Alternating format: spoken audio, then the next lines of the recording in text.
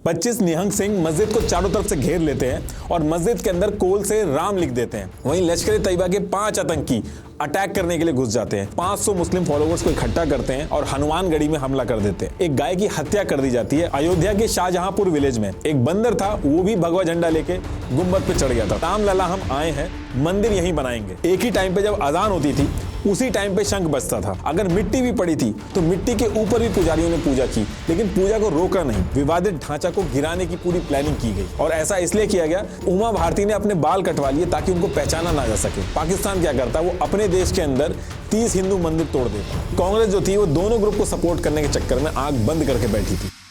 जन्मभूमि India की history का सबसे पुराना और कॉम्प्लिकेटेड मुद्दा है, जिसको लेके अगर आज भी लोग बात करते हैं तो सेंसिटिव हो जाते हैं। इस एक डिस्प्यूट की वजह से सिर्फ अयोध्या में ही नहीं या फिर एक स्टेट में ही नहीं बल्कि पूरे इंडिया में दंगे हुए और हजारों लोगों की जान गई। और ये एक ऐसा केस था जहां पे भगवान राम खुद अपना केस लड़ते हैं। प्रॉपर उनकी फाइल बनती है सुप्रीम कोर्ट के अंदर। देखिए, आई एम श्योर कि इस मुद्दे के बारे में आपको जरूर पता होगा, लेकिन सुप्रीम कोर्ट के 1045 पेजेस की जो जजमेंट है उसमें कुछ ऐसी डिटेल्स है जिसमें आपको एक्चुअल रीजन समझ में आएगा कि क्यों ये लड़ाई 16वीं सेंचुरी से आज तक चली आ रही है।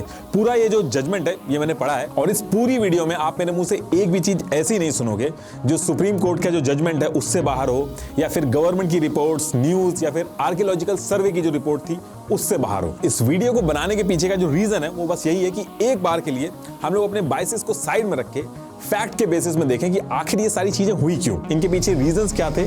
और सुप्रीम कोर्ट एक्चुअल में अभी चेंज होकर अयोध्या डिस्ट्रिक्ट हो गया है। तो अयोध्या डिस्ट्रिक्ट के अंदर ये सरयू नदी से इधर ये वो 2.77 एकड़ का लैंड है और ये जो प्लॉट नंबर है इसका 583 है, जिसको लेके इंडिया की हिस्ट्री का सबसे पुराना और सबसे बड़ा लैंड डिस्प्यूट शुरू हुआ। और आज की डेट में यहाँ पे राम मंदिर बन रहा है। और अभी आप न्यूज में ये वाला मैप देखते होंगे राम मंदिर के लिए। ये जो पूरा ग्रीन पार्ट आप देख रहे हो ये 67.7 एकड़ का एरिया है, लेकिन डिस्प्यूटेड एरिया जो है वो ये पूरा ग्रीन पार्ट नहीं है। डिस्प्यूटेड एरिया जो है वो ये इधर 2.77 एकड़ का जो एरिया है, इसको प्लॉट नंबर 583 भी कहते हैं, ये यहाँ पे है। इसके अंदर भी 0.313 एकड़ का जो एरिया है वो एक्चुअल डिस्प्यूट का एरिया है। तो यहाँ पे ही ये राम मंदिर बन रहा है। अब आप एक क्वेश्चन ये भी कह सकते हो कि 67.77 एकड़ का ये जो ग्रीन पार्ट है यहां पे पूरा क्यों नहीं बनाया गया, इसी इलाके में क्यों बनाया गया। तो देखिए, थोड़ा सा वेट करिए, अब ये सारी चीजें आपको स्टेप बाय स्टेप समझ में आ जाएंगी। तो देखिए, 500 BC का टाइम था और हिंदू पौराणिक बुक्स जैसे रामायण हो गई, भविष्य पुराण हो गए, इनफैक्ट लोमेश रामायण जो थे उनकी स्क्रिप्ट्स हो गई,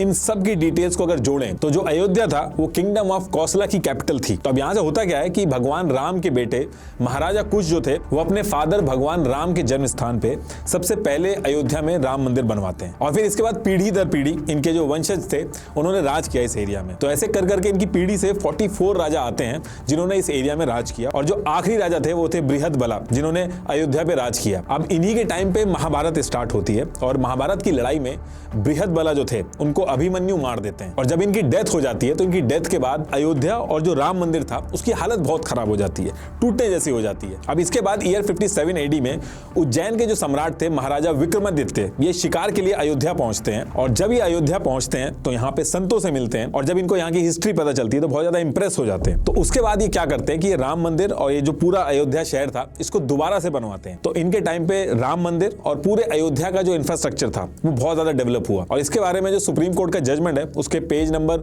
673 में भी मेंशन किया गया है। अब यहां तक तो सारी चीजें सही चल रही थी। इसके बाद ईयर आता है 1526 जब बैटल ऑफ पानीपत होती है और मोहम्मद बाबर जो था वो इब्राहिम लोदी को बैटल ऑफ पानीपत में हरा देता है और इसके बाद फिर 20 अप्रैल 1526 में बाबर की एंट्री जो होती है वो भारत के अंदर होती है। अब यहां से चीजें चेंज होती हैं क्योंकि उस टाइम पे ये होता था कि अगर कोई रूलर होता था, अगर वो उस एरिया पे अपना कंट्रोल कर लेता था या फिर जीत जाता था तो वहां जो दूसरे रिलीजन होते थे उनके जितने भी रिलीजियस स्ट्रक्चर होते थे उनको हटा के अपने फेथ के रिलीजियस स्ट्रक्चर बनवाता था, अपने साम्राज्य की जो प्रेजेंस है उसकी डोमिनेंस दिखाने के लिए। और इन सारी चीजों के बारे में मुगल्स के टाइम्स पे जो इंस्क्रिप्शंस थे जैसे तारीख अवध बाय मोहम्मद कासिम, अकबर मसूद बाय अबद अल कादिर, इनमें मेंशन है। तो बाबर जो था वो इंडिया पे कब्जा करने के 2 साल बाद यानी कि ईयर 1528 में अपने कमांडर मीर बाकी को बुलाता है और अयोध्या के अंदर कोट रामचंद्र एक गांव था, वहां पे 2.77 एकड़ की एक जमीन थी, वहां पे मस्जिद बनवाने को कहता है और वहां पे पहले से ही राम मंदिर था, उसको तोड़वा के बनवाया गया।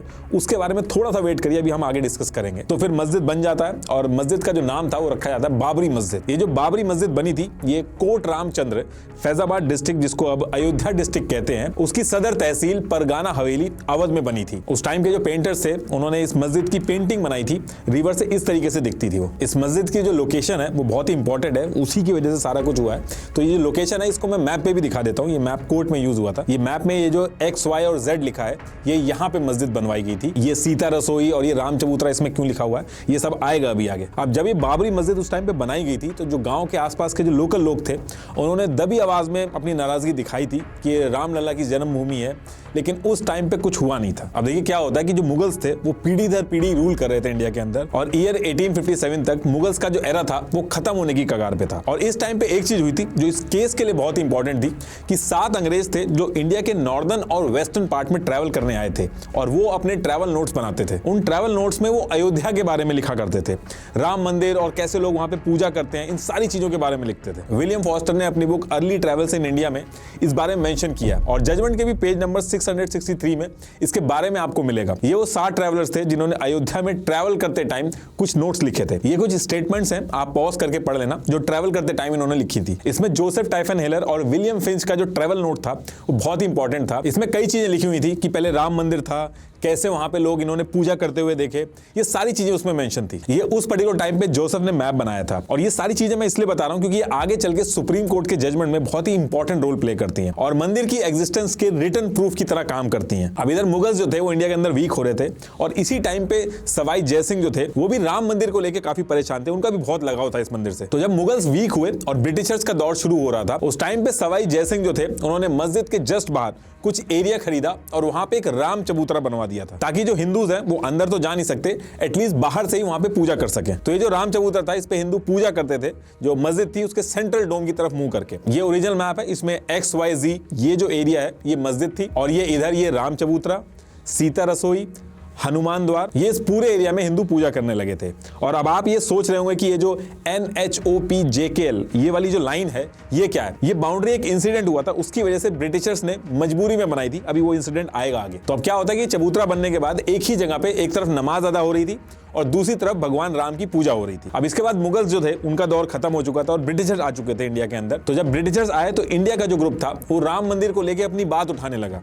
वो ये कहने लगे कि ये जो मस्जिद है इसकी जगह पे पहले राम मंदिर हुआ करता था, और इसको लेके जो ब्रिटिशर्स थे उनको लोकल जो जनता थी वो बहुत ज्यादा परेशान करने लगी थी। तो ईयर 1838 में ब्रिटिशर्स ने अपने एडमिनिस्ट्रेटर रॉबर्ट मॉन्टगोमेरी मार्टिन जो थे उनको अपॉइंट किया और उनसे कहा कि आप इस एरिया का सर्वे करो और ये बताओ कि पहले यहाँ पे क्या था, और एक रिपोर्ट सबमिट करो इससे रिलेटेड। अब मार्टिन अपना सर्वे पूरा करते हैं और 3 पार्ट में अपनी रिपोर्ट बनाते हैं। इसमें मार्टिन ने बताया कि जो डिस्प्यूटेड लैंड है जिसमें हिंदू और मुस्लिम लड़ रहे हैं, अभी जहां पे मस्जिद है इस पे पहले एक मंदिर था, और इन्होंने कहा कि मंदिर तो था लेकिन मस्जिद जो बनाई गई है वो मंदिर को तोड़ के बनाई गई है या प्लेन एरिया पे बनाई गई है, इसके बारे में कुछ नहीं कहा जा सकता। और एग्जैक्ट लैंग्वेज क्या उन्होंने यूज करी थी ये आप पॉज करके एक बार पढ़ लेना। जजमेंट के पेज नंबर 669 से 671 में मिल जाएगी आपको। अब ये जो रिपोर्ट आती है इसको सुन के जो लोकल लोग थे वो अपनी आवाज और ज्यादा उठाते हैं। उनका ये कहना था कि रामलला की जन्मभूमि है, उसके ऊपर ये बाबरी मस्जिद बनाई गई है। तो ये सारी बातें चलती रहती हैं, और इसके बाद ईयर आता है 1853।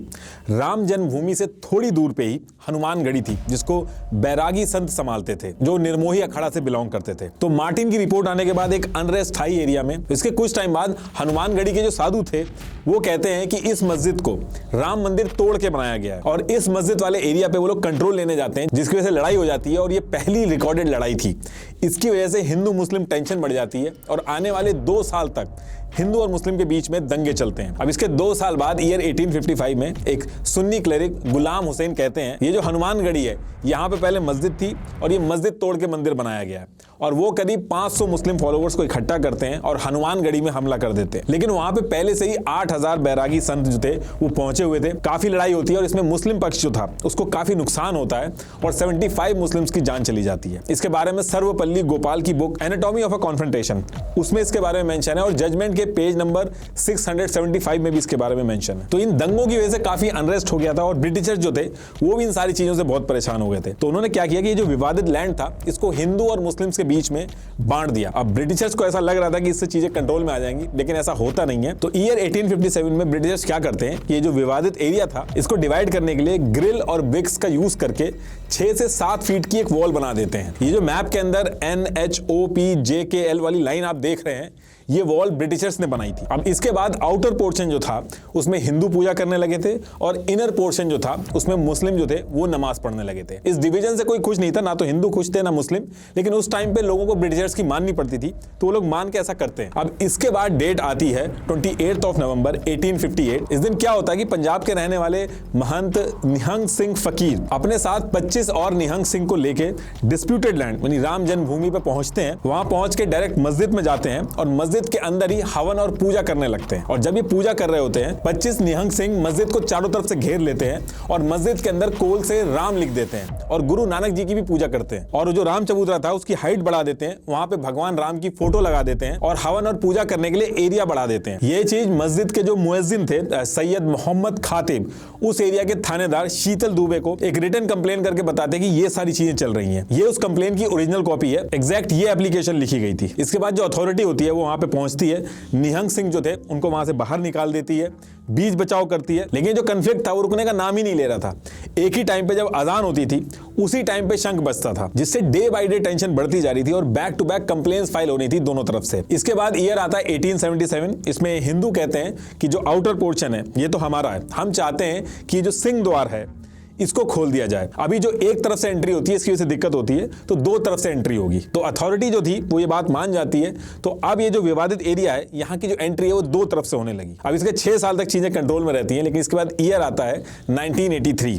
अब जो राम चबूतरा था उसके जो पुजारी थे महंत रघुवर दास, वो परमिशन मांगते कि ये जो राम चबूतरा है इसका मैं महंत हूं और यहां मैं इतने टाइम से पूजा कर रहा हूं, मैं यहां पे 17 बाय 21 फीट का एक मंदिर बनाना चाहता हूं। लेकिन 19 जनवरी 1885 को डेप्यूटी कमिश्नर जो थे इस चीज को भी रोक देते हैं। उनको ऐसा लगता है कि इस चीज से भी दंगे भड़क सकते हैं, तो इस चीज को भी अलाउ नहीं किया जाता। लेकिन महंत का कहना था कि जो आउटर पोर्शन है ये तो हमारा, आपने हमें ही दे दिया है, तो यहाँ पे कंस्ट्रक्शन कराने में क्या दिक्कत है। अब इस चीज से गुस्सा होकर इसके 5 दिन बाद 27 जनवरी 1885 को महंत रघुवर दास जो राम चबूतरा के पुजारी थे वो कोर्ट में केस कर देते हैं। लेकिन 18 मार्च 1886 को डिस्ट्रिक्ट जज जो थे इस अपील को डिसमिस कर देते हैं। वो कहते हैं कि जो स्थिति अभी बनी हुई है उसको वैसे ही बने रहने दीजिए वरना अशांति हो जाएगी। लेकिन इसके बाद फिर से 1 नवंबर को अपील करते हैं। लेकिन इस बार कोर्ट कहता है कि जो महंत रघुवर दास हैं इनकी कोई ओनरशिप नहीं है इसके ऊपर, ये पूजा करते हैं लेकिन इनका कोई हक नहीं है उस पर, इसलिए वो कंस्ट्रक्शन नहीं करवा सकते। अब इधर ये सारी छोटी छोटी चीजें चल रही थी। लेकिन इसके बाद डेट आती है 27 मार्च 1934। इस पर्टिकुलर टाइम पे एक गाय की हत्या कर दी जाती है अयोध्या के शाहजहांपुर विलेज में। बहुत ज्यादा दंगे होते हैं, ये छोटे लेवल पे नहीं बहुत बड़े लेवल पे दंगे होते हैं। इसमें लोग इतना ज्यादा गुस्सा हो जाते हैं कि मस्जिद के ऊपर अटैक कर देते हैं। इस अटैक की वजह से मस्जिद की जो वॉल थी वो तोड़ देते हैं लोग और जो डोम था उसको डैमेज कर देते हैं। लेकिन ब्रिटिश इंडिया गवर्नमेंट जो थी इसको दोबारा से सही करवा देती है। अब ये जो इंसिडेंट हुआ था इसके बाद मुस्लिम जो थे वो भी सिक्योर फील नहीं कर रहे थे। और दूसरी चीज मुस्लिम्स का मानना था कि वहीं पे पूजा हो रही है, उसी जगह पे लोग जाके नमाज पढ़ रहे हैं, तो शरीयत के अगेंस्ट में ये चीज जाती है कि इस तरीके से नमाज करना सही नहीं है। तो मुस्लिम जो थे वो वहां पे नमाज करने को अवॉइड करते हैं। लेकिन आउटर पोर्शन जो था जो हिंदुओं को मिला हुआ था वहां पे प्रॉपर पूजा होती थी, भजन होता था, सारी चीजें होती थी। अब इसके बाद ईयर आता है 1947, हमारा देश आजाद हो जाता है। और इसके 2 साल बाद दिसंबर 1949 को अखिल भारतीय रामायण महासभा, ये अपने जो हिंदू वाला एरिया था जो आउटर पोर्शन था यहाँ पे 9 दिन का रामचरितमानस का पाठ रखते हैं। और जब ये पाठ खत्म होने वाला होता है तो रात होती है 22 दिसंबर की रात को मस्जिद के अंदर रामलला की मूर्ति रख देते हैं। और अगले दिन सुबह यानी कि 23 दिसंबर 1949 को बहुत सारे हिंदुओं की लाइन लग जाती है दर्शन करने के लिए। लोग कहते हैं कि यहाँ पे रामलला प्रकट हुए हैं। लेकिन मुस्लिम जब ये सारी चीजें देखते हैं तो 29 दिसंबर 1949 को सुन्नी सेंट्रल वक्फ बोर्ड FIR रजिस्टर कर देता है। यहाँ से मुस्लिम्स की तरफ से कोई इंडिविजुअल कंप्लेन नहीं कर रहा था या फिर केस में नहीं जा रहा था, बल्कि सुन्नी सेंट्रल वक्फ बोर्ड जो था वही लड़ाई लड़ता है। तो ये लोग कंप्लेन में कहते हैं कि ये जो हिंदू पक्ष है ये झूठ बोल रहा है, रामलला प्रकट नहीं हुए बल्कि इन लोगों ने खुद ही मूर्ति रख दी है ताकि उस एरिया का यानी जो मस्जिद का जो सेंट्रल डोम है वहां पे पोजीशन पाने के लिए। अब दोबारा से दंगों जैसी सिचुएशन हो जाती है। रामलला की जो मूर्ति थी उसके दर्शन करने दूर दूर से लोग आ रहे थे और जो रूल्स वगैरह थे जो बनाए गए थे वो कोई से भी फॉलो नहीं हो रहे थे। तो गवर्नमेंट क्या करती है कि सिचुएशन खराब ना हो तो जो मस्जिद वाला पार्ट था जो इनर पोर्शन था उसको लॉक कर देती है और हिंदू जो थे वो आउटर वाले पोर्शन से दर्शन कर रहे थे और परेशान भी हो रहे थे कि रामलला को जेल में बंद कर दिया। अब इसके बाद होम मिनिस्टर सरदार वल्लभ भाई पटेल और पीएम जवाहरलाल नेहरू यूपी के सीएम गोविंद वल्लभ पंत और यूपी के होम मिनिस्टर लाल बहादुर शास्त्री को कहते हैं कि जो मस्जिद के अंदर रामलला की मूर्ति है इसको हटवा दीजिए, और यूपी के चीफ मिनिस्टर वैसा ही करते हैं, वो ऑर्डर देते हैं मूर्ति को हटवाने का। लेकिन उस टाइम के फैजाबाद के डेप्यूटी कमिश्नर जो थे के नायर, वो मना कर देते हैं कि वो बिल्कुल भी ऐसा नहीं कर सकते। वो कहते हैं कि आग से खेलने जैसा होगा, चारों तरफ भीड़ है और कोई भी आदमी ऐसी गलती नहीं करेगा कि मूर्ति को उठा के बाहर कर दे, लोग उसको पापी कहेंगे, अटैक भी हो सकता है उसके ऊपर, तो ये कोई सही डिसीजन नहीं है, इससे पूरे शहर में दंगे भी स्टार्ट हो सकते हैं। लेकिन जब उसके बाद भी प्रेशर बनाया जाता है तो के नायर कहते हैं कि मुझे जॉब ही नहीं करनी है, वो रिजाइन मार देते हैं। तो ये सारी चीजें लेटर के थ्रू डिस्कस हो रही थी और मल्टीपल डिस्कशन के बाद सरकार जो थी वो सिचुएशन को भांप लेती है और वो ये डिसाइड करती है कि मूर्ति को बाहर नहीं निकालेंगे। लेकिन दोनों साइड नाराज ना हो जाए, तो इसके लिए 5 जनवरी 1950 को मजिस्ट्रेट से ऑर्डर करवाती है कि इस पूरे एरिया को अब आम जनता के लिए लॉक कर दिया जाए, इनर और आउटर सारे पोर्शंस को बंद कर दिया जाए। और इसमें बस एक चीज की जाती है कि जो पुजारी थे उनको सिर्फ अलाउ किया जाता है कि जो आउटर पोर्शन में राम चबूतरा था वहां पे रामलला की पूजा और भोग लगाने के लिए वो अलाउ कर देती है, और जो आम जनता रहती है वो दूर से दर्शन कर सकती है। और इसके बाद ये डिसाइड होता है कि इनर पोर्शन किसका है, आउटर पोर्शन किसका है, किसकी गलती है, मालिकाना हक किसका है, ये सारी चीजें अब कोर्ट से डिसाइड होंगी। और जब तक कोर्ट से फैसला नहीं आ जाता सारी चीजें ऐसे ही चलेंगी। अब ये सारी चीजें देख के 16 जनवरी 1950 को गोपाल सिंह विशरद फैजाबाद कोर्ट में केस फाइल करते हैं कि मैं पूजा करना चाह रहा हूं और मुझे पूजा नहीं करने दी जा रही है, वो भी उस पोर्शन में जो ऑलरेडी हम लोगों का। इसी के साथ साथ 1959 में निर्मोही अखाड़ा जो था वो भी एक अलग से केस फाइल कर देता है। तो ये सारी चीजें देख के कोर्ट इन सब चीजों को सीरियसली लेता है और एक ऑर्डर देता है कि जो पूरा विवादित एरिया है इसका एक ऑफिशियल मैप रेडी किया जाए। ये ऑर्डर 1 अप्रैल 1950 को दिया जाता है और 25 जून 1950 को लोकल कमिश्नर जो था इस पूरे एरिया के 2 साइड प्लान सबमिट करता है, एक तो ये मैप और दूसरा ये बिल्डिंग के साथ विद लोकेलिटी ये मैप देते हैं। अब जब ये डिसाइड होता है कि इसका सारा का सारा फैसला जो है वो कोर्ट से डिसाइड होगा, तो बैक टू बैक केस डाले जाते हैं।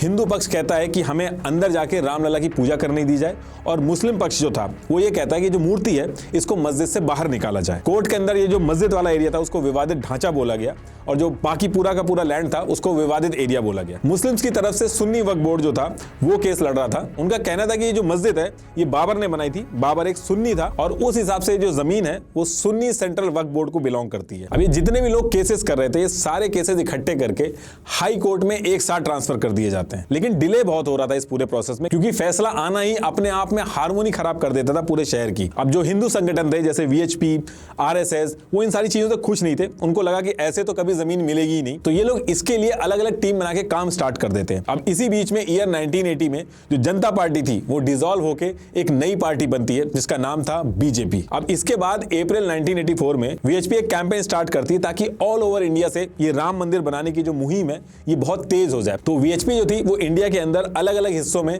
रथ यात्रा निकालने का प्लान बनाती है ताकि पूरे देश का सपोर्ट मिले। और इसमें भी ये प्लान था कि ये लोग स्पीचेस देंगे जगह जगह जाके और इस पूरे मुद्दे को इंडिया के कोने कोने तक पहुंचाएंगे ताकि गवर्नमेंट के ऊपर प्रेशर बने। तो इनका प्लान जो था वो सितंबर 1984 में रथ यात्रा करने का था, लेकिन इंदिरा गांधी जी की डेथ हो जाती है और देश का जो माहौल था वो काफी खराब हो जाता है, तो ये जो यात्रा थी वो रोक दी जाती है। इसी बीच इलेक्शन होते हैं और पहली बार बीजेपी इलेक्शन में खड़ी होती है। इनफैक्ट बीजेपी का जो पहला मैनिफेस्टो था उसमें राम मंदिर के बारे में नहीं था। तो इलेक्शन होता है और पहली बार बीजेपी खड़ी हुई थी, तो इनकी परफॉर्मेंस इतनी अच्छी नहीं रहती है, सिर्फ 2 सीटें मिलती हैं इनको। और इसी वजह से अटल बिहारी वाजपेयी को हटा के लाल कृष्ण आडवाणी जो थे उनको पार्टी का प्रेसिडेंट बना दिया जाता है। अब इसके बाद नेक्स्ट ईयर अक्टूबर 1985 में वीएचपी इंडिया के अंदर 25 जगह पे दोबारा से रथ यात्रा स्टार्ट करती है और जगह जगह से लोगों का भारी सपोर्ट मिलता है बीएचपी को, जिसको देख के हर कोई सरप्राइज हो जाता है। और यही वो टाइम था जब लाल कृष्ण आडवाणी ने बीजेपी को राम मंदिर के मुद्दे से जोड़ा। तो अब राम मंदिर बनवाने के लिए आरएसएस, बीजेपी, वीएचपी एक साथ सामने आ रहे थे और लोगों का भारी सपोर्ट मिल रहा था। और सेम ईयर 1985 में कांग्रेस भी फंसती है जब शाहबानू केस का जो सुप्रीम कोर्ट का फैसला था वो आता है।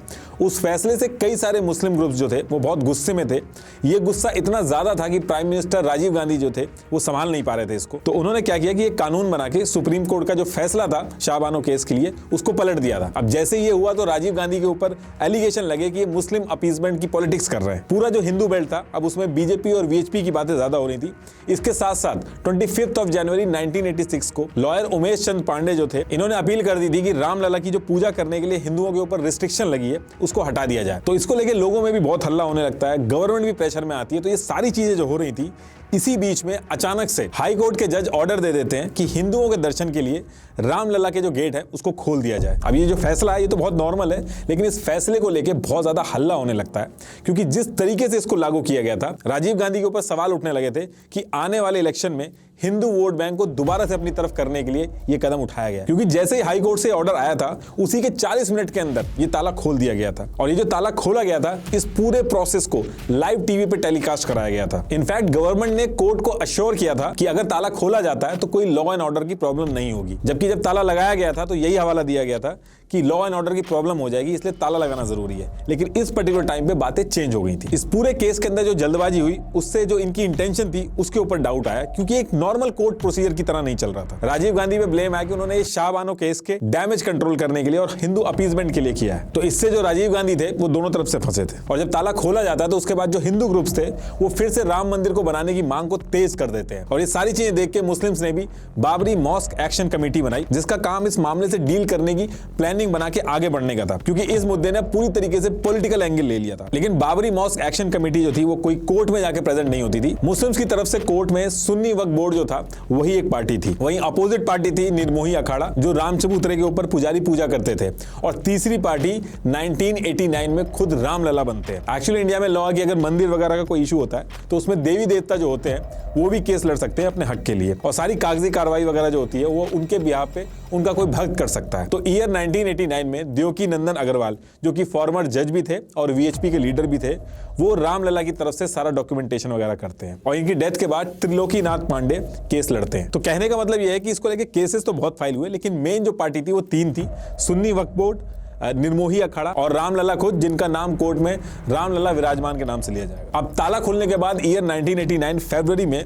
कुंभ का मेला था, और इसमें ऐलान कर दिया गया था कि बहुत हो गया, अब 9 महीने बाद 9 नवंबर 1989 को शिलान्यास होगा, मतलब कि एक फाउंडेशन स्टोन जो है वो रख दिया जाएगा विवादित एरिया पे। ये एक तरह से सिंबॉलिक एक्ट की तरह माना जाता है, जिसका मतलब है कि यहाँ पे अब कंस्ट्रक्शन स्टार्ट होगा। तो ये जो चीज थी वो गांव-गांव में वीएचपी ने प्रमोट की, लोगों ने शिला पूजन किया, जिसमें लोग ईंट पे राम लिख के अयोध्या ले जाने लगे कि इन ईंटों का यूज करके मंदिर बनेगा, और 3.5 लाख से भी ज्यादा शिलाएं जो थी वो इकट्ठा करके अयोध्या लाई गई थी। लेकिन ये जो इवेंट इन्होंने प्लान किया था शिलान्यास का, इसमें कोई दिक्कत ना आए, कोई रुकावट ना आए, इसके लिए वीएचपी के लीडर्स ने 17 अक्टूबर 1989 को होम मिनिस्टर बूटा सिंह से अश्योरेंस ले ली थी। उन्होंने अश्योरेंस दी थी कि कोई दिक्कत नहीं होगी, और जो सेंट्रल गवर्नमेंट था वो भी इसमें कोई आनाकानी नहीं करता है, कोई रिस्ट्रिक्शन नहीं डालता। लेकिन ये जो इवेंट था इसमें दंगे होने की बहुत ज्यादा चांसेस थे, क्योंकि इतने सारे लोग इकट्ठे हो रहे थे, और उधर से मुस्लिम्स भी अगर आ जाते तो लड़ाई होने के चांसेस थे। लेकिन 9 नवंबर 1989 को होम मिनिस्टर बूटा सिंह और यूपी के सीएम नारायण दत्त तिवारी, इनकी मौजूदगी में शिलान्यास कर दिया जाता है, और कोई दंगे नहीं होते, कोई लड़ाई झगड़ा नहीं होता। एक एक स्टेप करके वीएचपी और आरएसएस जो थी मंदिर बनाने के लिए वो आगे बढ़ा रही थी, और इलेक्शन आने वाले थे तो ये सारी चीजें देख के बीजेपी भी इसमें कूदती है। नवंबर 1989 को लाल कृष्ण आडवाणी जो थे, इन्होंने भी रथ यात्रा का अनाउंसमेंट कर दिया था, और ये जो यात्रा थी वो वीएचपी के जो रथ यात्रा थी उससे अलग अनाउंस की गई थी। इस रथ यात्रा को सितंबर 1990 को गुजरात के सोमनाथ टेम्पल से स्टार्ट किया जाता है, और इस रथ यात्रा को अलग अलग रीजन से होके 10,000 किलोमीटर का सफर तय करके अयोध्या पहुंचना था। जब ये यात्रा शुरू होती है तो पूरे इंडिया में हल्ला होता है, और बीजेपी पार्टी इस वजह से बहुत ज्यादा हाईलाइट हो जाती है। इस यात्रा की वजह से पूरे इंडिया में राम मंदिर का मुद्दा उठ गया था, और कई जगह पे दंगे भी होने लगे थे, स्पेशली वहां पे जहां पे हिंदू और मुस्लिम पॉपुलेशन का जो बैलेंस था वो बराबर नहीं था। अब ये जो रथ यात्रा थी ये कुछ दिन बाद 22 अक्टूबर 1990 को बिहार पहुंचती है। जैसे ही आडवाणी बिहार पहुंचते हैं तो 22 अक्टूबर 1990 को रात 3 बजे बिहार के समस्तीपुर में लालू प्रसाद यादव लाल कृष्ण आडवाणी को गिरफ्तार करवा देते हैं। लालू प्रसाद यादव का कहना था कि यह स्टेप इसलिए लिया गया है क्योंकि इससे देश में दंगे हो रहे हैं और बिहार का भी माहौल खराब होगा, तो इस यात्रा को यहीं पर रोक दिया जाता है। बीजेपी जो 1984 में 2 सीटें जीती थी, लाल कृष्ण आडवाणी का इस राम मंदिर के मुद्दे से जुड़ने का जो फैसला था वो काम आया, और 1989 के इलेक्शन में बीजेपी सीधे 85 सीट जीत जाती है। UP, Rajasthan, MP, Himachal Pradesh, BJP government बनती है इन स्टेट्स में। और इसके बाद लाल कृष्ण आडवाणी बीजेपी के अंदर भी और पूरे देश के अंदर बहुत बड़ा नाम बन गया था, और राम मंदिर को बनवाना बीजेपी के मैनिफेस्टो तक में ऐड कर दिया गया था। अब इस यात्रा को बिहार में रोक तो दिया जाता था, लेकिन इस यात्रा को 30 अक्टूबर 1990 को अयोध्या में पहुंच के, जहां पे रामलला विराजमान थे, वहां पे पहुंच के कंप्लीट होना था। तो जब लाल कृष्ण आडवाणी की यात्रा बिहार में रुक जाती है तो जो बाकी के कर सेवक होते हैं वो अयोध्या पहुंचते हैं। देखिए, कर सेवक वो होते हैं जो कर सेवा करते हैं, मतलब कि बिना स्वार्थ के अपने रिलीजन के लिए काम करना, सेवा करना। तो कर सेवक कहते हैं कि भले ही यात्रा बिहार में रोक दी गई है, लेकिन वो अयोध्या जाएंगे और वहां जाके कर सेवा करेंगे। लेकिन इस पे मुलायम सिंह जी ने कहा कि वो जो विवादित एरिया है वहां पे परिंदा भी पर नहीं मार सकता, और अगर कोई आएगा तो अच्छा नहीं होगा। इसको जो कर सेवक थे उसको एज अ चैलेंज की तरह लिया और 30 अक्टूबर को कर सेवक जो थे वो अयोध्या का जो विवादित एरिया था वहां पहुंचते हैं। वहां उनको पुलिस रोक देती है। तो कर सेवक जो थे उसमें एक साधु था जो पहले ड्राइवर था, तो वो साइड से पुलिस की बस को उठा के उसमें कर सेवक को भर के विवादित एरिया जो था वहां पहुंच जाता है और एक भगवा झंडा बाबरी मस्जिद पे लगाने की कोशिश करता है। लेकिन मुलायम सिंह के ऑर्डर पे जो कर सेवक थे उनके ऊपर पुलिस फायरिंग कर देती है, जिससे 30 से ज्यादा कर सेवकों की जान चली जाती है। अच्छा, जब ये सारी चीजें हुई थी तो एक कोइंसिडेंस भी हुआ था। एक बंदर था, वो भी भगवा झंडा लेके गुम्बद पे चढ़ गया था, तो उसको भी कर सेवक ने भगवान हनुमान का रूप माना। अब इसके बाद ईयर आता 1991 और बीजेपी काफी स्ट्रांग हो गई थी। पूरे ऑल ओवर इंडिया में बीजेपी के बारे में बात हो रही थी और यूपी के अंदर भी बीजेपी जीत जाती है। 24 जून 1991 को पहली बार बीजेपी की यूपी के अंदर सरकार बनती है और बीजेपी से कल्याण सिंह यूपी के सीएम बनते हैं। और जो सेंट्रल गवर्नमेंट थी वहां पे कांग्रेस ही जीत के आई थी, तो वहां पे पीवी नरसिम्हा राव वो पीएम बने थे। बीजेपी को 3 सीट्स मिली थी, जिससे हर कोई हैरान था। और इसके बाद राम मंदिर की इंपॉर्टेंस नेता लोगों को भी समझ में आने लगी थी। कल्याण सिंह सीएम बनते ही अयोध्या जाके शपथ लेते हैं और बोलते हैं राम लला हम आए हैं, मंदिर यहीं बनाएंगे। और ये नारा काफी फेमस भी होता है। और कुछ दिन बाद 7 अक्टूबर 1991 को कल्याण सिंह एक बहुत बड़ा फैसला लेते हैं। लैंड एक्विजिशन एक्ट 1894 के सेक्शन 4, 6 एंड 17 के अंडर वो विवादित एरिया जो था और उसके आसपास का जो एरिया था वो अपने पास यानी कि स्टेट गवर्नमेंट के पास ले लेते हैं। इस एक्ट में यह था कि स्टेट गवर्नमेंट चाहे तो टूरिज्म और डेवलपमेंट के लिए लैंड एक्वायर कर सकती है। तो कल्याण सिंह ने यानी कि स्टेट गवर्नमेंट ने पहले तो एरिया अपने अंडर में लिया, फिर एक ट्रस्ट था राम जन्मभूमि न्यास, ये वीएचपी का ही ट्रस्ट था जिसका ऑब्जेक्टिव था राम जन्मभूमि को बनाना। तो इस ट्रस्ट को 1 रुपए की लीज में ये पूरी जमीन दे दी जाती है और ऐसा बोला गया कि इस एरिया में श्री राम कथा पार्क बनाया जाएगा टूरिज्म और डेवलपमेंट के लिए। लेकिन इसके तुरंत बाद मुस्लिम ग्रुप जो थे वो कोर्ट पहुंच जाते हैं कि ये लोग मनमानी कर रहे हैं, ये अनकॉन्स्टिट्यूशनल है। तो इसके बाद हाई कोर्ट जो थी इस फैसले के ऊपर स्टे लगा देती है और ये जो जमीन वगैरह लीज पे दी गई थी ट्रस्ट को उस पे होल्ड लग जाता है। और इसमें कोर्ट एक चीज और करता है कि इस जमीन के ऊपर कोई भी कंस्ट्रक्शन अलाउड नहीं होगा, मतलब एक छोटा सा भी कंस्ट्रक्शन इस विवादित एरिया के ऊपर कोई नहीं बनवा सकता, क्योंकि दोनों ग्रुप्स की तरफ से अलग अलग ट्रिक्स खेल के पोजीशन लेने की कोशिश की जा रही थी। ये लोग पैसा लगा लगा के आसपास के जो लैंड थे, जो विवादित एरिया था उसके आसपास का जो लैंड था वो सब भी खरीदे थे और इसके लिए बहुत सारे लोग फंड और डोनेशन भी दे रहे थे। अब इसके बाद ईयर शुरू होता है 1992 और कल्याण सिंह यानी कि बीजेपी की सरकार थी। जनवरी 1992 को पहली चीज ये होती है कि जो विवादित एरिया था उसके आसपास बैरियर लगाए हुए थे, तो उन बैरियर्स को हटा दिया जाता है। इससे पहले किसी का भी उस एरिया में बिना परमिशन के आना उतना आसान नहीं था, लेकिन जब ये बैरियर हट जाते हैं तो वहां आना जाना और पॉसिबल हो जाता है। तो ईयर के स्टार्टिंग में इन बैरियर्स को हटा दिया जाता है और फैब के मंथ में आरएसएस, बीजेपी, वीएचपी और बजरंग दल एक मीटिंग करते हैं। अभी जो मीटिंग थी इसको लेके कई चीजें बोली गई।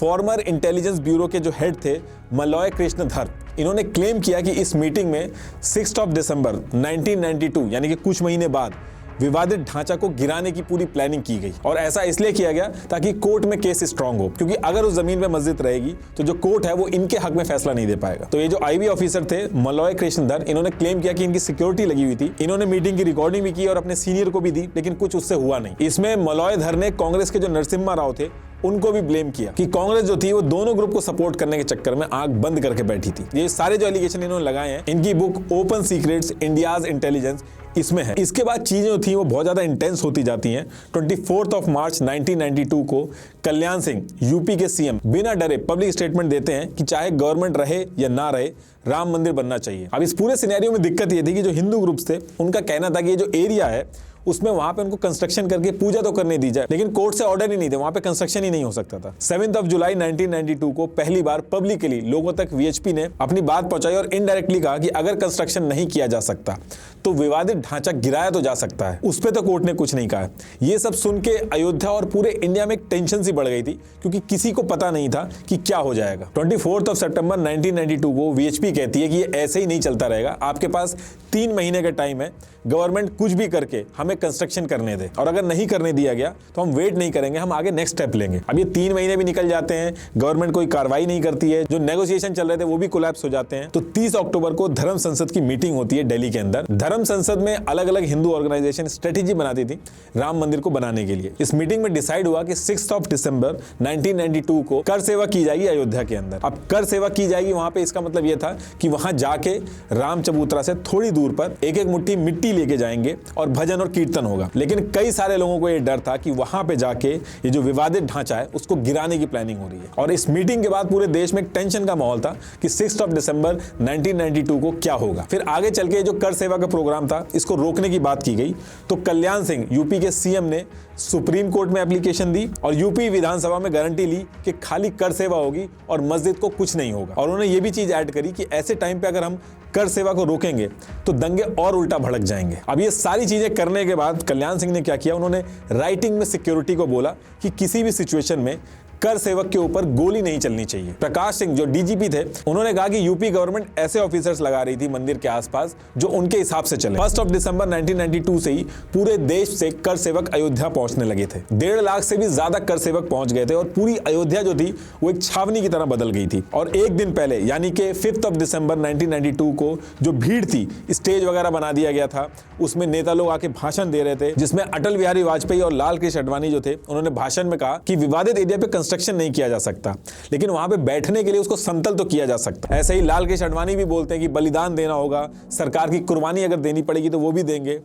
BJP, RSS, VHP, Bajrang Dal सबके नेता पहुंच गए थे। लेकिन कुछ नेता जिनकी दिक्कत लग रही थी, जिनका लग रहा था कि इनके भाषण भड़काऊ हो सकते हैं, उनको अलाउ नहीं किया गया था, उनको रोका गया था। जैसे उमा भारती, तो उमा भारती ने अपने बाल कटवा लिए ताकि उनको पहचाना ना जा सके और वो भी अंदर जा सके।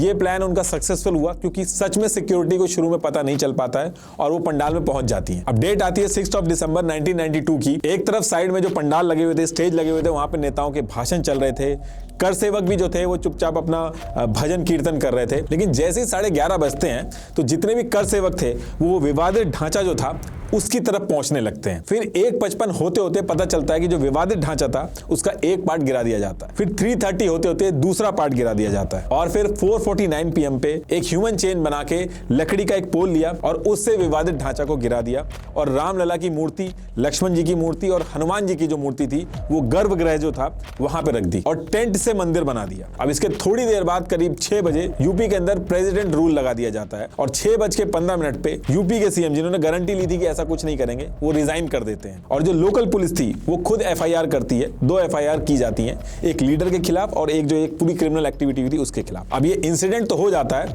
लेकिन इस इंसिडेंट के बाद सिर्फ अयोध्या ही नहीं पूरे देश में दंगे होते हैं। मुंबई, अहमदाबाद, गुजरात, दिल्ली, यूपी के state, Bihar, all over India में दंगे होते हैं। 2000 से ज्यादा लोगों की जान चली जाती है और खरबों रुपए की संपत्ति जो है वो बर्बाद हो जाती है। इंडिया के बाहर भी ये बात पहुंचती है और पाकिस्तान क्या करता है, वो अपने देश के अंदर 30 हिंदू मंदिर तोड़ देता है। बांग्लादेश के अंदर 11 हिंदू मंदिर तोड़ दिए जाते हैं और गल्फ कंट्रीज जो थी वो भी विरोध करने लगती हैं और इस मुद्दे को UN में ले जाने की बात होती है। इस इंसिडेंट के बाद जो केस चल रहा था राम जन्मभूमि के मालिकाना हक को लेके, अब उसके साथ एक केस जो क्रिमिनल एक्टिविटी का था वो भी जुड़ गया था, तो टोटल 2 केस हो गए थे। अभी जो सारी चीजें हुई, इतना बड़ा नुकसान हुआ, इसके पीछे क्या साजिश थी और कौन कौन इन्वॉल्व था, इसके लिए एक इंक्वायरी बैठती है और एक कमेटी बनाई जाती है जिसका नाम था लिबरान अयोध्या कमीशन। ये कमीशन अपनी पूरी इंक्वायरी करता है और अपनी रिपोर्ट सबमिट करता है। पूरी जांच होने के बाद उस रिपोर्ट में मेंशन किया जाता है कि जो पूरा एक्ट था वो स्पॉन्टेनियस नहीं था बल्कि एक प्लान तरीके से किया गया था।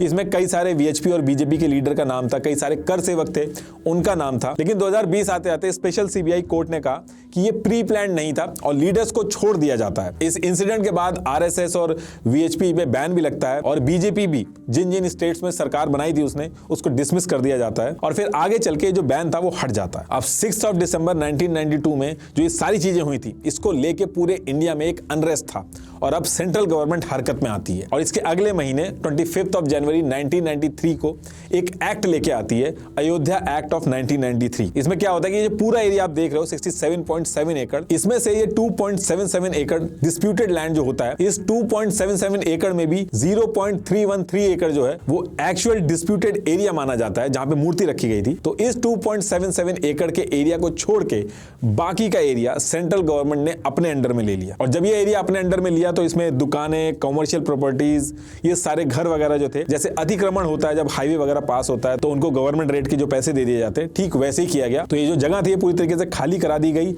और सेंट्रल गवर्नमेंट इस पूरे एरिया को अपने पास ले लेती है। ऐसा इसलिए करती है क्योंकि VHP और वक्फ बोर्ड इस एरिया के अंदर पॉलिटिक्स खेल रहे थे। वो विवादित एरिया जो था उसके आसपास की जमीनें खरीद के अपने नाम कर रहे थे और लोग डोनेशन देके इसमें हेल्प कर रहे थे। तो इसके बाद ये जो पूरा एरिया ग्रीन वाला है ये गवर्नमेंट के पास आ जाता है। लेकिन 2.77 ये वाला जो डिस्प्यूटेड एरिया था इस पे अभी कोर्ट को फैसला लेना था। कोर्ट जिसको बोलती ये पर्टिकुलर एरिया उसको मिलता। सेंट्रल गवर्नमेंट इसमें एक चीज और करती है कि जितने भी केस चल रहे थे इस विवादित ढांचे से रिलेटेड, इन सबको रद्द कर देती है। लेकिन ये इतना आसान नहीं था, इसके खिलाफ लोग कोर्ट चले गए थे। उन्होंने कहा कि ये अनकॉन्स्टिट्यूशनल है, 2 साल ये केस चलता है और जितने भी केस रद्द किए गए थे इनको दोबारा से स्टार्ट किया जाता है। तो जहां पे सारे लोग पहले खड़े थे वहीं पे आके दोबारा खड़े हो जाते हैं। तो अब इसके बाद ये था कि इसका जो फैसला है वो होना कोर्ट से ही है। तो 2003 में हाई कोर्ट में केस स्टार्ट होता है और सबसे पहले आर्कियोलॉजिस्ट की टीम बुलाई जाती है कि अब जो साइंटिफिक तरीके हैं और जो फैक्ट्स हैं उनको ढूंढा जाने लगता है। तो 12 मार्च 2003 को ASI की टीम सर्वे स्टार्ट करती है। पहले GPR सर्वे किया जाता है, मतलब कि ग्राउंड पेनिट्रेटिंग रडार। इसमें बिना कोई गड्ढा खोदे इलेक्ट्रोमैग्नेटिक वेव जो होती हैं वो भेजी जाती हैं, तो उससे पता चलता है कि जमीन के अंदर कुछ है कि नहीं, और उसके हिसाब से खुदाई होती है। ऐसा नहीं होता कि एक तरफ से अगर सर्वे स्टार्ट हो गया तो सारी की सारी जमीन खोद दी जाती है। तो पहले GPR सर्वे किया गया था, उसके बाद जहां जहां इमेजेस आई थी वहां पे 6 महीने तक खुदाई चलती है। ट्रांसपेरेंसी के लिए 2 जुडिशियल ऑफिसर्स को रखा जाता है। जितने टाइम सर्वे होता है पूरे टाइम वो लोग वहीं रहते हैं और एक क्लियर इंस्ट्रक्शन रहते हैं कि GPR में भले ही कुछ भी आए लेकिन किसी भी कीमत पे गर्भगृह वाला जो एरिया था जहां पे रामलला विराजमान थे उसको नहीं छेड़ना है, वहां पे खुदाई नहीं करनी है। अब इसके बाद ASI की रिपोर्ट आती है। तो पहली चीज इस रिपोर्ट में ये बताई जाती है कि बाबरी मस्जिद के नीचे एक स्ट्रक्चर मिला है लेकिन वो इस्लामिक नहीं है। दूसरी चीज इसमें ये बोली जाती है कुछ ऐसे स्ट्रक्चर मिले हैं जिससे ये लगता है कि पहले यहाँ पे कोई प्राचीन मंदिर रहा हो। और तीसरी चीज ASI ये बोलती है कि हम ये तो कंफर्म नहीं कर सकते कि जो बाबरी मस्जिद बनाई गई है वो राम मंदिर को तोड़ के ही बनाई गई है कि नहीं, लेकिन ये कह सकते हैं कि बाबरी मस्जिद को खाली जमीन पे नहीं बनाया गया था। अब इधर ये सारी चीजें चल रही थी, वहीं पे विवादित जमीन जो थी वहीं लश्कर-ए-तैयबा के 5 आतंकी अटैक करने के लिए घुस जाते हैं। 5 जुलाई 2005 को टेम्परेरी जो मंदिर बनाया था उस पे ये लोग अटैक करने का ट्राई करते हैं। इसमें एक सिविलियन की जान चली जाती है, कई लोग जख्मी हो जाते हैं, लेकिन CRPF इन 5 आतंकियों को मार देती है। अब इसके बाद 2010 में ये सारे प्रूफ देखे जाते हैं, दोनों ग्रुप्स अपनी अपनी दलीलें देते हैं और 2010 में हाई कोर्ट सारी चीजें देखने के बाद अपना फैसला सुनाता है। इस जजमेंट में कोर्ट कहता है कि हाँ, उस जगह पे रामलला का जन्म हुआ था और बाबरी मस्जिद के नीचे कोई भी इस्लामिक स्ट्रक्चर से रिलेटेड कोई चीज नहीं मिली है। दूसरी चीज, हाई कोर्ट 2.77 जो डिस्प्यूटेड लैंड था उसको 3 पार्ट में बांट देती है और सेंट्रल एरिया जो था वो राम जन्मभूमि न्यास यानी खुद राम भगवान को दिया जाता है। दूसरे हिस्से में राम चबूतरा और जो सीता रसोई थी वो निर्मोही अखाड़ा को दिया जाता है और तीसरा जो बचा हुआ हिस्सा होता है वो सुन्नी वक्फ बोर्ड को दे दिया जाता है। अब ये डिसीजन तो आ जाता है लेकिन इस डिसीजन से कोई भी जो पार्टी थी वो खुश नहीं थी और इसकी वजह से 2011 में ये लोग सुप्रीम कोर्ट चले जाते हैं। तो जब ये केस सुप्रीम कोर्ट में जाता है तो शुरू के 6 साल तो इस पर सुनवाई नहीं की जाती है।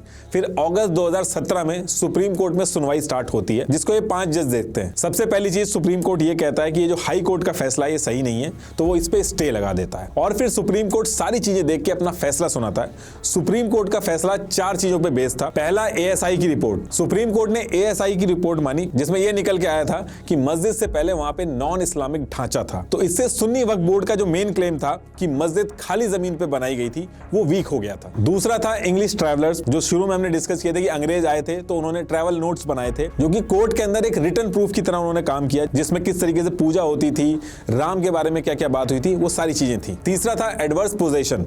हिंदुओं ने विवादित जो जगह थी वहां पे कभी भी पूजा करना रोका ही नहीं और कोर्ट के अंदर पोजीशन जो होता है वो किंग होता है। अगर मिट्टी भी पड़ी थी तो मिट्टी के ऊपर भी पुजारियों ने पूजा की लेकिन पूजा को रोका नहीं। और वहीं दूसरी तरफ मुस्लिम जो थे वो ईयर 1934 हो या फिर 1949 के बाद से वो वहां पे नमाज पढ़ने गई नहीं। चौथी चीज थी क्रॉस एग्जामिनेशन ऑफ विटनेसेस। जैसे कोर्ट के जजमेंट के पेज नंबर 1029 पे भी पढ़ना आप, उसमें जज विटनेस परमहंस राज से कहते हैं कि आपको ये नहीं लगता कि जो सेंटर एरिया जहां पे आप कह रहे हो कि रामलला का जन्म हुआ है, तो ऐसा नहीं हो सकता कि क्या पता कुछ हाथ साइड में यानी कि लेफ्ट में या फिर कुछ हाथ राइट में वहां पे जन्म हुआ हो। तो वो कहते हैं कि एक उंगली भी इधर उधर नहीं। एग्जैक्ट जो मस्जिद थी उसका जो सेंट्रल डोम है उसके अंदर गर्भगृह है जहां पे रामलला विराजमान है, एग्जैक्ट वहीं पे है और इसमें 1% भी डाउट नहीं है। तो जितने भी पुजारी आए कोई भी अपनी बात से हिला नहीं। तो ये सारी चीजें देख के 9 नवंबर 2019 को फैसला आता है 2.77 लैंड पूरा का पूरा रामलला विराजमान यानी कि राम भगवान को दे दिया जाता है। ना तो निर्मोही अखाड़ा को ना ही सुन्नी वक्फ बोर्ड को दिया जाता है, पूरा का पूरा रामलला विराजमान को जाता है। एक तरह से राम भगवान को ही जमीन दे दी गई थी और सुन्नी वक्फ बोर्ड जो था उसको 5 एकड़ जमीन डिस्प्यूटेड लैंड जो था उससे 25 किलोमीटर दूर एक धानीपुर विलेज है अयोध्या डिस्ट्रिक्ट में, वहां पे दे दी जाती है। निर्मोही अखाड़ा जो इतने सालों से केस लड़ रहा था उसको कुछ नहीं मिलता है। अब आप इसमें यह भी कह सकते हैं कि रामलला विराजमान जो है उनको पूरा एरिया मिल गया, लेकिन उसको मैनेज कौन करेगा, वहां पे जो कंस्ट्रक्शन का काम होगा वो कौन कराएगा। तो इसके लिए ये जो 2.77 एकड़ एरिया है, सिर्फ इसकी बात कर रहा हूं मैं, पूरे 67.7 एकड़ की बात नहीं कर रहा हूं। तो इस 2.77 एकड़ डिस्प्यूटेड लैंड के लिए सुप्रीम कोर्ट का ऑर्डर फॉलो हुआ, जिसमें यह हुआ कि सेंट्रल गवर्नमेंट ने एक ट्रस्ट बनाया जिसका नाम था श्री राम जन्मभूमि तीर्थ क्षेत्र। इसको 15 मेंबर मैनेज करेंगे, लेकिन सुप्रीम कोर्ट ने कहा था कि इस ट्रस्ट में एक मेंबर निर्मोही अखाड़ा का भी रखना होगा। तो इन 15 लोगों में एक निर्मोही अखाड़ा के मेंबर थे, बाकी के जो लोग थे वो स्पिरिचुअल लीडर, गवर्नमेंट के जो अपॉइंटीज होते हैं, ये सब थे। तो अभी राम मंदिर का जितना भी काम देखा जा रहा है वो सारा का सारा श्री राम जन्मभूमि तीर्थ क्षेत्र जो है वो करवा रहा है। और ये जो बाकी का ये जो ग्रीन एरिया है, इसके डेवलपमेंट के लिए सेंट्रल गवर्नमेंट का प्लान है, इसको धार्मिक स्थल की तरह डेवलप किया जाएगा। जैसे वैष्णो देवी में श्रद्धालु आते हैं, उनको फैसिलिटेट किया जाता है, ठीक वैसे ही किया जाएगा। अच्छा, इस सुप्रीम कोर्ट के जजमेंट में एक चीज और हुई थी। तो जब ऐसे जजमेंट दिए जाते हैं तो उसमें हमेशा एक ऑथर होता है, यानी कि जिसने सारे जजेस के एस्पेक्ट्स और ओपिनियन को ध्यान में रखते हुए जजमेंट लिखाया है। लेकिन राम मंदिर जजमेंट में ऑथर का नाम कभी डिस्क्लोज ही नहीं किया गया। अगर आप जजमेंट के आखिरी में देखोगे, एक एडेंडम है जिसका फॉन्ट भी अलग है, जिसमें 5 में से एक जज ने मेजॉरिटी डिसीजन को मानते हुए अपनी एकदम अलग रीजनिंग दी है, जिसे लीगल भाषा में कॉन्करिंग जजमेंट बोलते हैं। और उसमें यह लिखा है कि डिस्प्यूटेड स्ट्रक्चर भगवान राम मंदिर का है हिंदू बिलीफ्स के हिसाब से। अभी करंट की बात करें तो 5 अगस्त 2020 को प्राइम मिनिस्टर नरेंद्र मोदी जी ने फाउंडेशन स्टोन और भूमि पूजन करवाया था, और अब 2024 में यानी कि इसी 22 जनवरी को यहाँ पे रामलला विराजमान होंगे। फिलहाल अभी टोटल 3 फ्लोर में से ग्राउंड फ्लोर रेडी हुआ है, बाकी सेकंड फ्लोर जो है और जो थर्ड फ्लोर है अभी उस पर काम चल रहा है। कहा जा रहा है कि ये जो पूरा मंदिर है वो दिसंबर 2024 में पूरा हो जाए।